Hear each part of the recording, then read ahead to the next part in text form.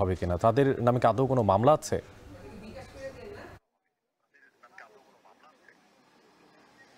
অনেক এই মুহূর্তে আমরা ডিবি অফিসের সামনে দাঁড়িয়ে আছি। এখন পর্যন্ত পুলিশের পক্ষ থেকে আনুষ্ঠানিকভাবে কোনো কথাই জানানো হয়নি। তারা আমাদেরকে জানিয়েছেন ডিআরইউ কার্যালয় থেকে আটকের পর তিনজনকে, অর্থাৎ লতিফ সিদ্দিকী, সাবেক মন্ত্রী হাফিজুর রহমান কার্জন এবং পান্না নামে একজন সাংবাদিককে নিয়ে আসা হয়েছে ডিবি কার্যালয়ে। এছাড়া আরও 6 থেকে 7 জনকে নিয়ে যাওয়া হয়েছে শাহবাগ থানায়, কিন্তু তাদের এখন পর্যন্ত কোন মামলায় গ্রেফতার দেখানো হবে সে বিষয়টি কিন্তু জানা যায়নি। আপনি নিশ্চয়ই জানেন, আজকে সকালে মুক্তিযুদ্ধ ৭১ নামে একটি সংগঠনের ব্যানারে সংবিধান এবং মুক্তিযুদ্ধ নিয়ে একটি আলোচনা সভা হওয়ার কথা ছিল ডিআরইউতে, যেখানে প্রধান অতিথি হিসেবে বক্তব্য রাখার কথা ছিল ডক্টর কামালের। কিন্তু এরপরেই কিছুক্ষণ পর প্রায় 10 থেকে 20 জন লোক এসে সেখানে হইহুল্লোড় শুরু করেন। এক পর্যায়ে তারা ফেসিস্টদের দোসর বলে স্লোগান দিতে শুরু করেন।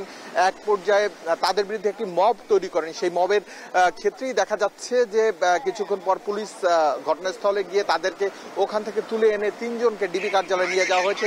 এছাড়া 6 থেকে 7 জনকে নিয়ে যাওয়া হয়েছে, যাদেরকে শাহবাগ থানায় নিয়ে যাওয়া হয়েছে। এখন পর্যন্ত তাদের বিরুদ্ধে কোন ধরনের মামলা হবে অথবা আইনি কি ব্যবস্থা নেওয়া হবে সে বিষয়টি নিশ্চিত করে পুলিশ আমাদেরকে কিছু জানায়নি। তবে আমরা যে বিষয়টি জানতে পেরেছি, তাদের সাথে কথাবার্তা চলছে, কোন আইনে অথবা কোনো পূর্ব মামলা রয়েছে কিনা সে বিষয়টিতে তাদেরকে গ্রেফতার দেখানো হতে পারে। অনেক ডিবি কার্যালয়ের সামনে থেকে যুক্ত ছিলেন সহকর্মী আরিফ হোসেন, জানাচ্ছিলেন সেখানে অবরুদ্ধ সাবেক মন্ত্রী লতিফ সিদ্দিকী ও ঢাকা বিশ্ববিদ্যালয়ের সাবেক আইন বিভাগ সম্পাদক অধ্যাপক হাফিজুর রহমান কার্জন